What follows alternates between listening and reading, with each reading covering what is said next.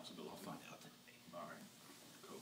So that's one of my biggest. All right, Coach, if you'll give us some opening comments and we'll field questions. Just going back from the week here, I was really happy and pleased with our guys' competitive spirit at Alabama. I know we're in a tough situation with not having Raquez, but I thought our guys came out and played really well in that game and had it to 4 points, and then that ugly thing called turnovers reared its head again, and we had 3 straight, and obviously can't defend turnovers. And then against Vanderbilt, I thought, went back and looked at tape, I thought the first 4 to 8 minutes of the basketball game, we did a really good job defensively. It took some things away from them. And then they started to high ball screen and roll, and we just had a difficult time guarding that. But the thing that happened was we just simply couldn't score.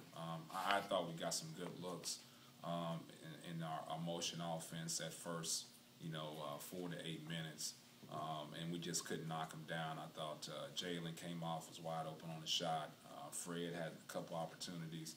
Thought Colin had some opportunities down low. Gavin really didn't have opportunities that we wanted because he was surrounded. But I think the thing that's hard for us right now is when we don't have any success on the offensive end, it turns over to the defensive end, and we just don't fight through it at this point in time. And I don't think that's uncommon for any team, but the situation where we are right now, losing so many ball games, losing, getting blown out, that our guys get defeated and don't compete on the defensive end the way they need to. As far as Raquez Johnson, he will definitely not be playing at Kentucky. When we get back, we'll determine the status as far as what we'll do in the next game, but he definitely will not be playing at Kentucky.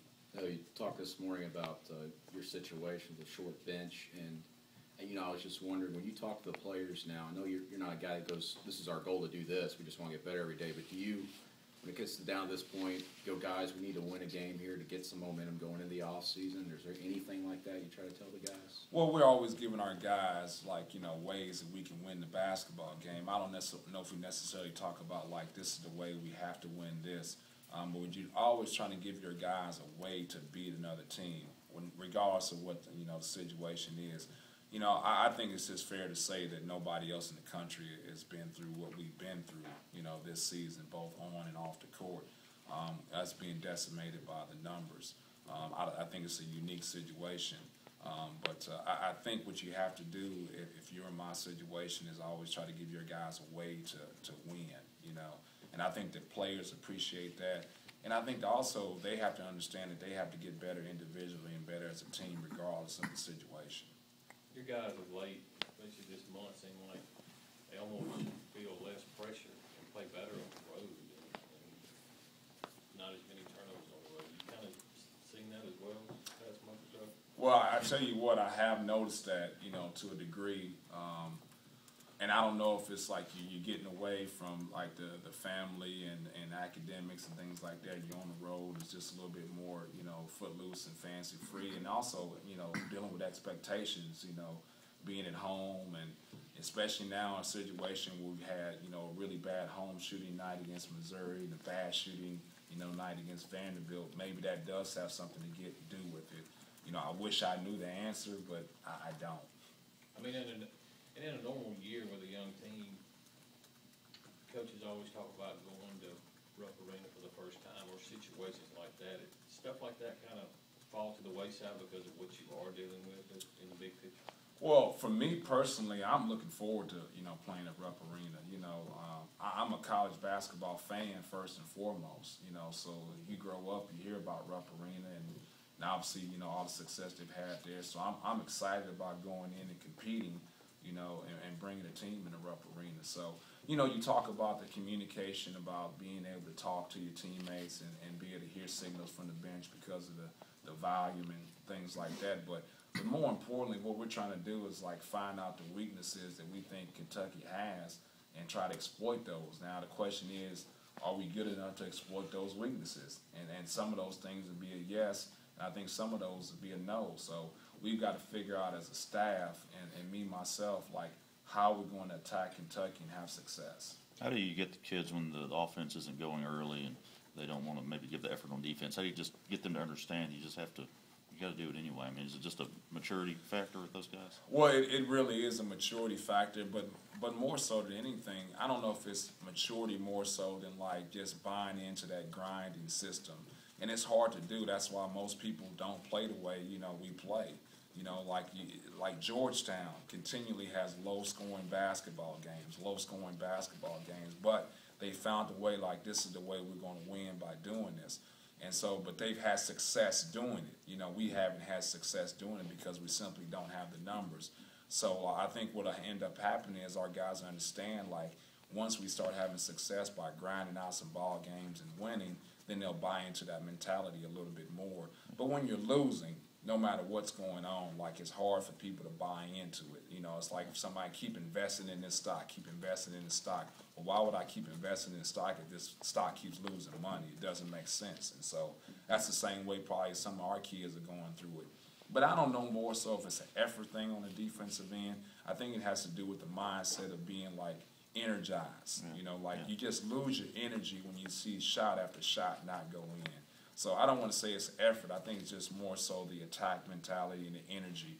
I think you can see we were really deflated, the way we played after that first 4 minutes. I thought that first, 4 to 6 minutes we came out, we had a lot of energy on the defensive end. We were denying passes. We were into the basketball. You just saw that kind of go out the door as they saw more and more shots not go through the rim for us. When you talk about this being a situation you don't believe anybody else is going through, are you specifically talking about the amount of players you have, or just 3 knee injuries, the suspensions, having to boot 2 players off the team, or are you specifically talking about just the 6? No, I think it's a culmination of all those things. Okay. I don't think it's just one thing, one aspect. I think people have been through a situation where they're talking about one aspect, but I think the culmination of all the things that you've talked about, so I just think it's a unique situation.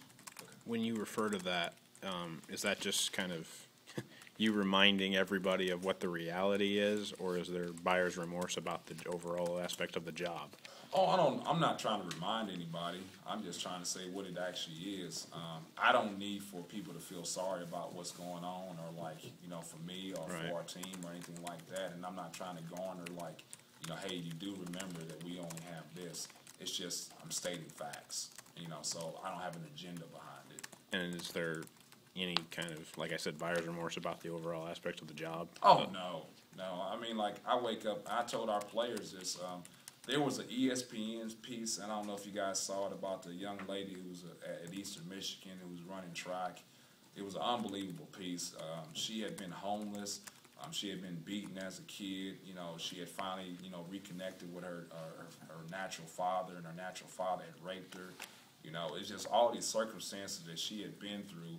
And they talked about the fact that she got the scholarship at Eastern Michigan, and she was just so elated that, like, hey, all I got to do is run track for you, and you're going to pay my scholarship and do all this. And so I just talked about our guys of being thankful for the situation they're in. So, and I tell them every day, I wake up and I'm thankful that I'm the fact that I'm the head coach of Mississippi State, regardless of the situation.